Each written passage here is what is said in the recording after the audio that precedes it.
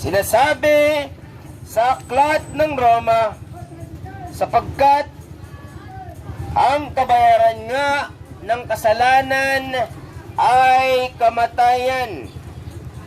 Ngunit ang walang bayad na kaloob ng Diyos ay buhay na walang hanggan kay Jesucristo na ating Panginoon. Salamat po sa Diyos dahil mayroon po tayong pag-asa. Marahil ang ating kasalanan ay napakalaki, sinlawak ng karagatan, ngunit mas dakila ang biyaya ng Diyos kay Kristo Jesus. Mas dakila ang dugo na dumanak doon sa krus ng Kalbaryo. Ang dugo ng Panginoong Hesus na dumanak sa krus ng Kalbaryo, ito po ang katubusan ng ating mga kasalanan. Walang kabayaran o walang kapatawaran kung walang pagsisisi. Walang kapatawaran kung walang pagtitiwala sa ginawa, tinapos na gawa ng Panginoong Hesus sa krus ng Kalbaryo. Tayo ay kanyang tinubos. Inako ang ating pagkakasala, ang kamatayan na dapat tamuhin ng tao ay tinamo ng bugtong na anak ng Diyos sa krus ng Kalbaryo.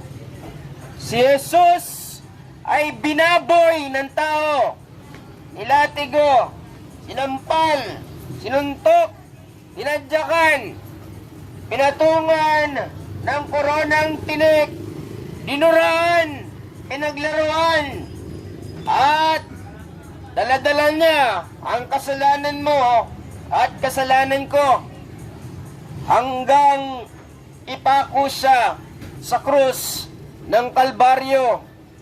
Ito ay kanyang ginawa sapagkat sinasabi sa Biblia, "For God so loved the world that He gave His only begotten Son." Jesus died on the cross because we cannot save ourselves from the wrath of God. Hindi natin kayang iligtas ang ating sarili mula po sa galit ng Diyos laban sa ating mga kasalanan. Ang Diyos ay galit sa kasalanan. Ngunit ang Diyos din ay Diyos ng pag-ibig.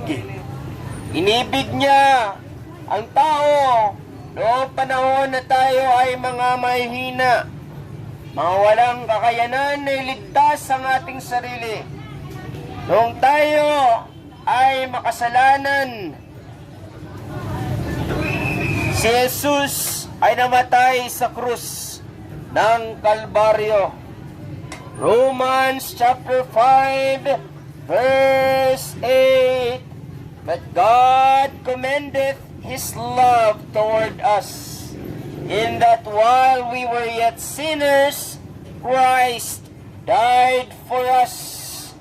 Ngunit ipinakita ng Diyos ang kanyang pag-ibig sa atin na nang tayo ay makasalanan pa, si Kristo ay namatay para sa atin. Mga kaibigan, binitbit ng Panginoong Hesus. Inako niya ang iyong mga pagkakasala.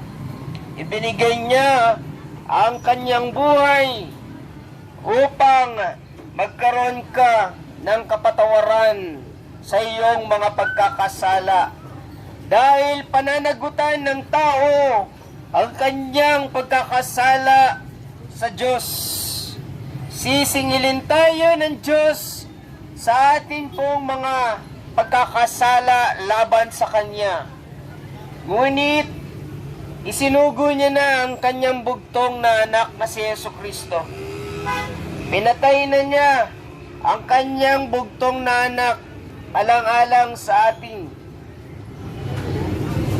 Si Jesus ay namatay para sa kaligtasan ng mga makasalanan.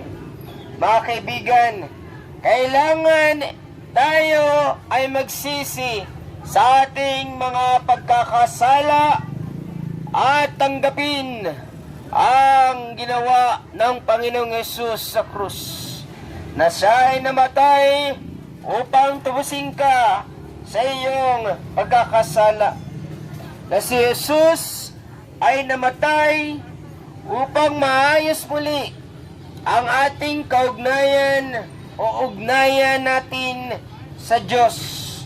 Kung wala ang Panginoong Hesus, tayo po ay mananatiling layo sa Diyos.